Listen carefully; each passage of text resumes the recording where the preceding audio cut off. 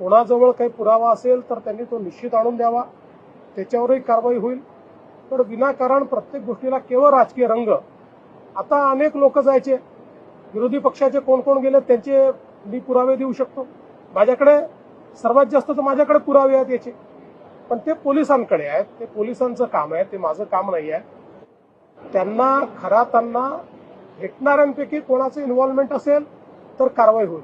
पण कोणी भेटलाय अशा याच्यावर जर कारवाई आपण करायला लागलो तर मला असं वाटतं की मग तुम्हाला माहिती आहे की कोण कोण काय काय कसं कसं करायचं. आता कालच तुम्ही देखील त्यांना आउट ऑफ टर्न पाणी कोणी दिलं, कसं दिलं, 40 किलोमीटर पाण्याची लाईन कशी दिली, हे सगळं तुम्ही काल दाखवलेलं आहे.